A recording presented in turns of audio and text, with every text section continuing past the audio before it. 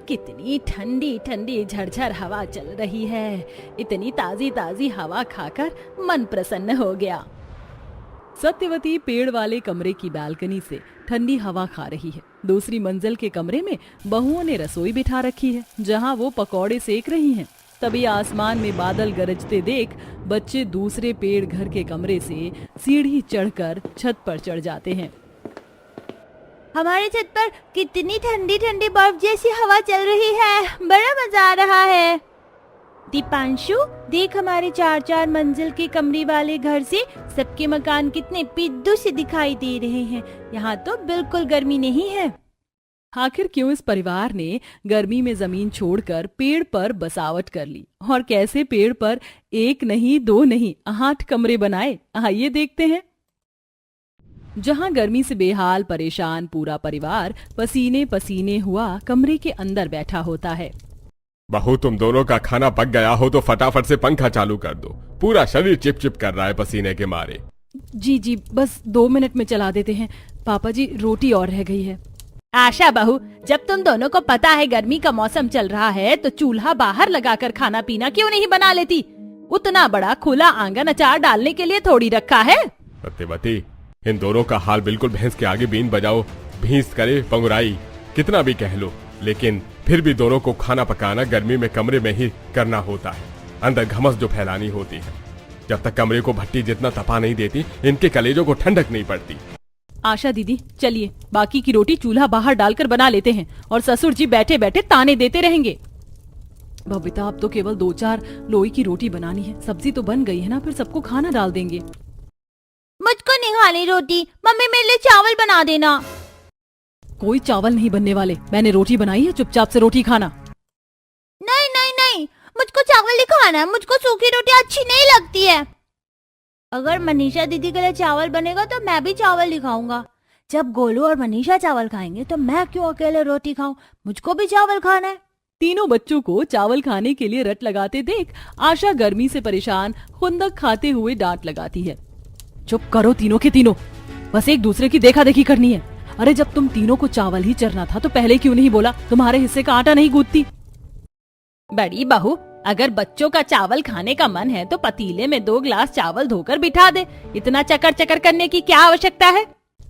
माँ जी, बात बनाने की नहीं है, लेकिन इन दोनों ने रात में भी रोटी बनवा लिया था और किसी ने नहीं खाया। सुबह 6 रोटी फेंकी है। गर्मी इतनी भयंकर पड़ रही है कि खाना 2-4 घंटे से ज्यादा टिक नहीं पा रहा। बहू, गर्मी का तो कोई इलाज ही नहीं है। हमारे जुग जमाने में तो चैत में इतनी ठंड पड़ती थी कि रजाई तो हम मई जून में ओढ़ते थे, और अब तो मार्च अप्रैल में भुट्टो की तरह भूनने वाली गर्मी होती है। पता नहीं इस बार जेठ में ये गर्मी का क्या ही तहलका मचाएगी। माँ, इस भयंकर गर्मी पड़ने का जिम्मेदार भी तो इंसान खुद ही है। हर साल घर मकान बनाने के लिए पेड़ों की कितनी कटाई होती है कि न मौसम में ठंडकपन बचा है और न ही शुद्ध हवा। बबीता कमरे के अंदर चूल्हा जलने से भपका फैला देखकर रसोई का सामान समेटकर खुले आंगन में लाती है और चूल्हा डालकर दोबारा से आंच जोड़कर खाना पकाती है।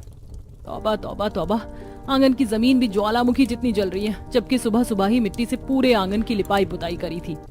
2 दिन से धूप भी तो इतनी कड़क निकल रही है कि दोनों पेड़ के पत्ते भी मुरझा से गए।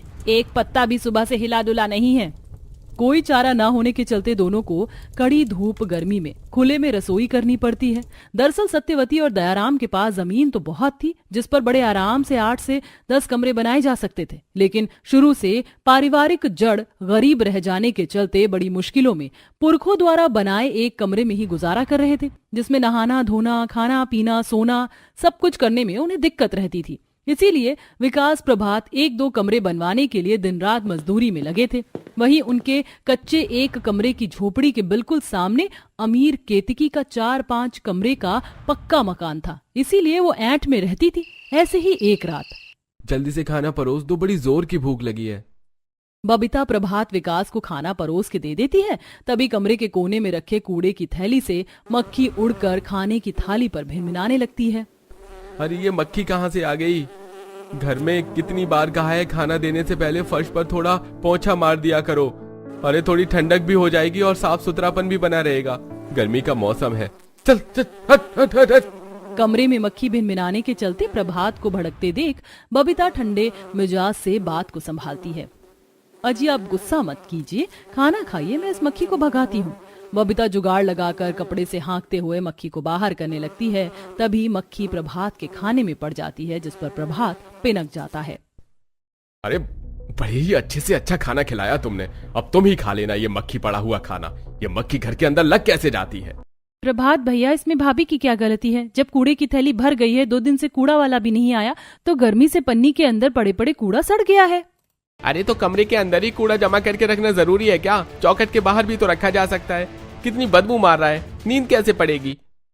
अरे तुम दोनों भाई को जब देखो कुछ ज्यादा ही गुस्सा आता रहता है। अरे जब एक ही कमरा है तो उसी में तो रहन सहन करना पड़ेगा, या फिर तुम दोनों को इतना गरज पड़ा है तो 2-4 कमरे क्यों नहीं निकलवा देते हो?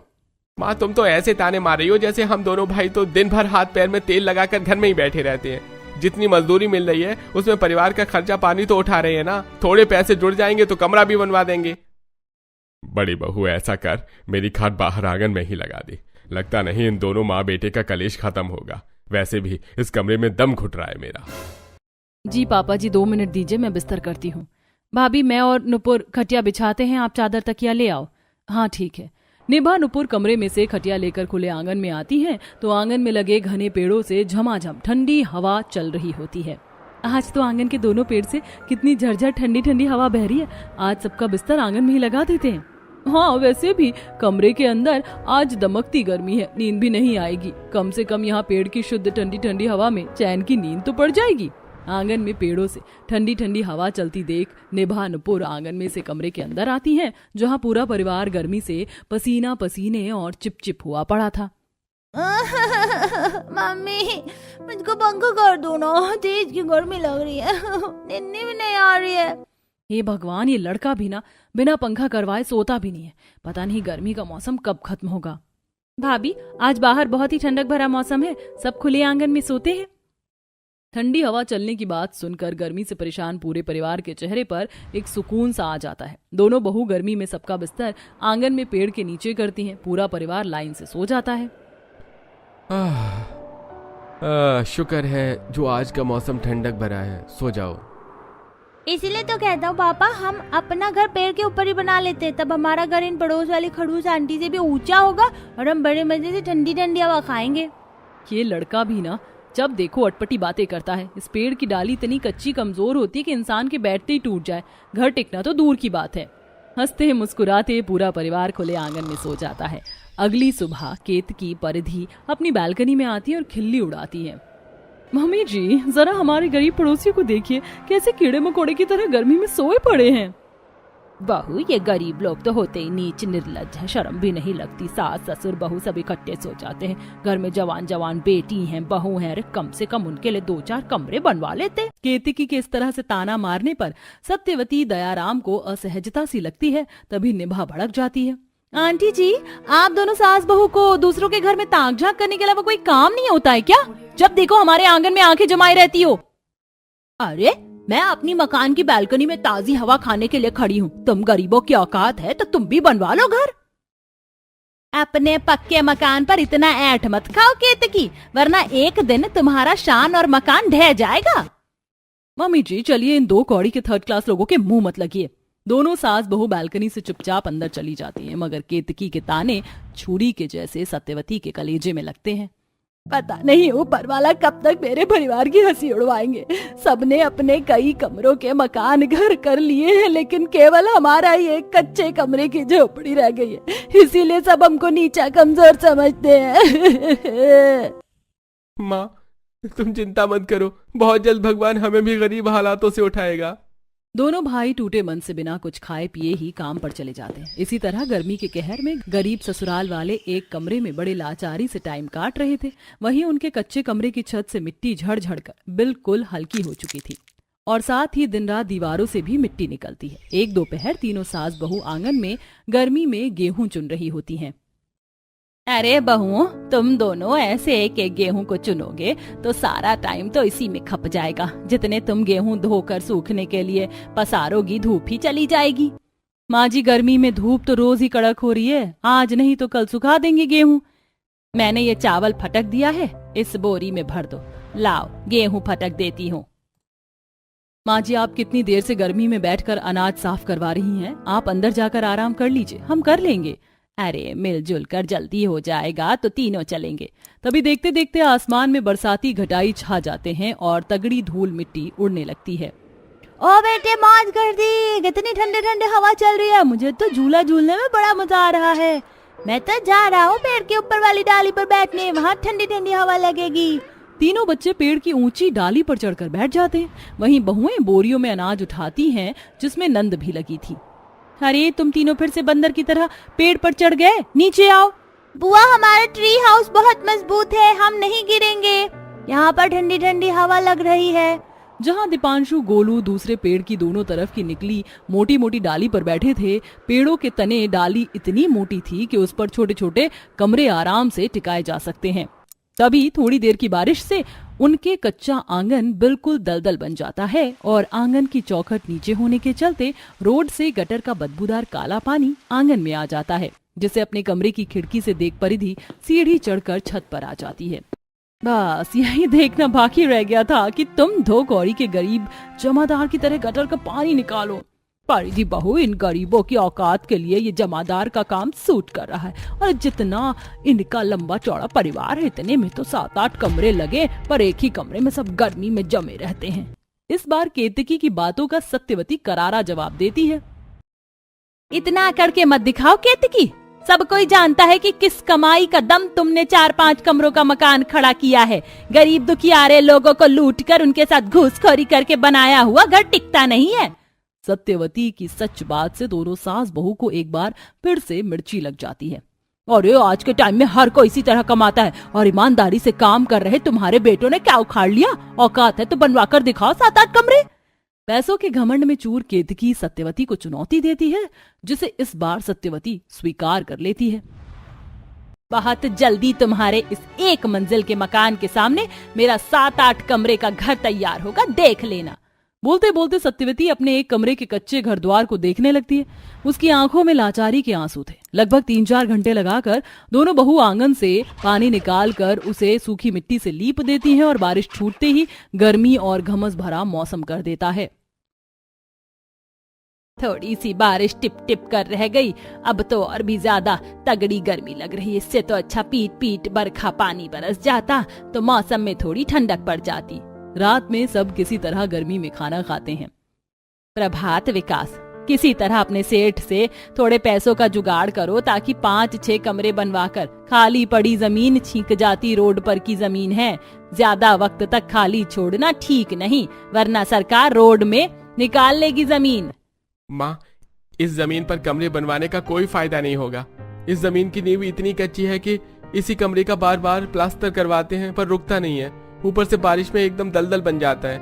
हमने जमीन बेचने के लिए बात की है, कल एक खरीदार देखने आएगा, बस सही रेट में जमीन निकल जाएगी तो बना बनाया 7-8 कमरे का घर देख लेंगे। बेटा, ये पुरखों की जमीन है, इसे बेचना क्यों है, इसी में बस कर रहेंगे। सत्यवती को जमीन से बहुत ज्यादा लगाव रहने के चलते उसे बेचने की बात से दुख सा लगता है। अगले दिन खरीदार जमीन को देखने आता है, पर उसे जमीन पसंद नहीं पड़ती। नहीं भाई, मुझको ये घाटे का सौदा मंजूर नहीं है भाई। अरे पूरे जमीन में तो इस पेड़ों की जड़ें फैली हुई हैं। इतनी कच्ची और दलदली जमीन है, इसे ही भरवाने में कितनी मिट्टी लग जाएगी, पड़ता नहीं खाएगा भाई मेरा। खरीदार जमीन खरीदने से मना करके चला जाता है, जिसे देखकर अमीर सास बहू खूब खुश होती है। वहीं लगातार मिट्टी निकलने के चलते छत हल्की हो जाती है और धूप की किरण सीधे उनके घर में आती है, जिससे गरीब ससुराल वालों को रहने में और दूभर हो जाता है। और एक दिन इतनी तगड़ी चक्रवर्ती बवंडर आता है जिससे उनकी झोपड़ी तिनकों की तरह टूट जाती है। पूरा परिवार गर्मी में पेड़ के नीचे खड़ा हो जाता है। अपने उजड़े हुए घर को देखकर सबकी आंखों में आंसू थे। क्या से क्या कर दिया भगवान तूने, सहारे की छत भी हमसे छीन ली। तू बड़ा जालिम है। सच में किसी तरह इस गर्मी में एक कमरे में टाइम तो कट रहा था। अब क्या करेंगे, कहाँ जाएंगे? तुम परेशान मत हो, मैं और भैया कोई छोटा मोटा किराए का कमरा पता करके आते हैं। दोनों भाई भयंकर गर्मी में किराए का कमरा देखने के लिए भटकते हैं, पर कहीं बात नहीं बनती। पूरा ससुराल भीषण गर्मी में पेड़ की छांव में शरण लिए हुए था। माँ, मुझको दाने खुजली कर रहे हैं, पापा घर देखकर कब आएंगे? दीपांशु के पूरे शरीर पर लाल लाल दाने निकल चुके थे, जिसे खुजली करते हुए खून आने लगता है। भाभी देखिए, भैया आ गए। अजी आप दोनों ने कहीं घर देखा? बच्चे गर्मी से परेशान हो रहे हैं। आशा, मकान तो बहुत देखे लेकिन डबल रूम सेट भी 7 से 8 हजार रुपए का मिल रहा है, प्लस में एडवांस और सिक्योरिटी अलग से देना पड़ेगा, और हमारे पास तो एक खोटा सिक्का तक नहीं है। मकान का महंगा किराया सुनकर बेघर ससुराल वालों के चेहरे पर बेबसी छा जाती है। गर्मी अलग से कहर ढा रही थी। तभी पेड़ों से झमझम हवा चलने लगती है, जिसे देखकर गोलू, पिताजी किराए पर घर लेने की क्या जरूरत है? हमारे आंगन में कितना मजबूत पेड़ है, हम इसी पर कमरा बना लेते हैं, इससे हमें किराया भी नहीं देना पड़ेगा। गोलू का ख्याल बेघर ससुराल वालों को सोचने पर मजबूर कर देता है।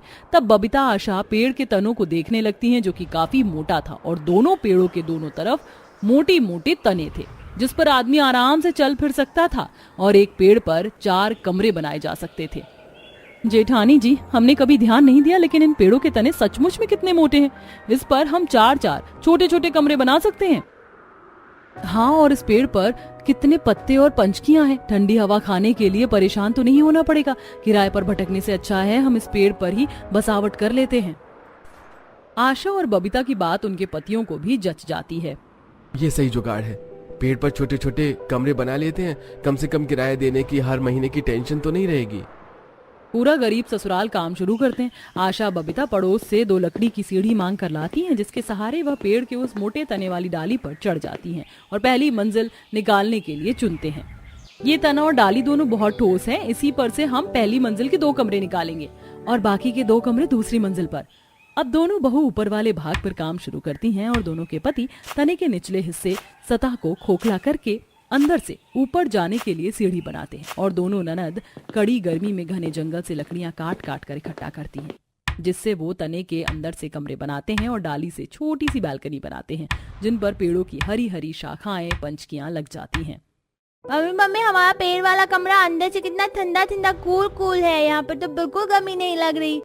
सच में भाभी, इस पेड़ वाले कमरे में इतनी ठंडक है जैसे कि एसी चल रहा हो। अरे, तने को काट कर अंदर से कमरा बना है, और पेड़ के तने जमीन की जड़ में से पानी का रिसाव खींचते हैं, इसीलिए इस कमरे की तासीर ठंडी है। बहू, तुम दोनों ने बहुत अच्छा जुगाड़ लगाया है। बस माँ जी, दूसरे पेड़ पर हम रसोई बनाएंगे ताकि सुख साधन से बैठकर खाना बना सके और किसी को गर्मी ना हो। अगले दिन से दोनों बहू और उनके पति दूसरे वाले पेड़ की कटाई चालू करते हैं, जिसकी जड़ों वाले हिस्से को खोखला करके अंदर से टॉयलेट सीट बनाते हैं और ऊपर वाले हिस्से में एक कमरा रसोई के लिए बनाते हैं, जो कि अब 8 कमरे बन चुके थे। हमारे छत पर कितनी ठंडी ठंडी बर्फ जैसी हवा चल रही, बड़ा मजा आ रहा है। दीपांशु, देख हमारे 4 मंजिल के कमरे वाले घर से सबके मकान कितने पिद्दू से दिखाई दे रहे हैं। यहाँ तो बिल्कुल गर्मी नहीं है।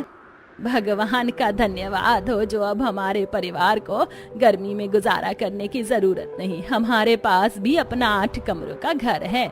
इसी के साथ पूरा परिवार बारिश के सुहावने मौसम को एंजॉय करते हुए गर्मा गर्म पकौड़ी खाता है और पूरा परिवार गर्मी में 8 कमरे के मकान में ठंडक में सुलभता से रहने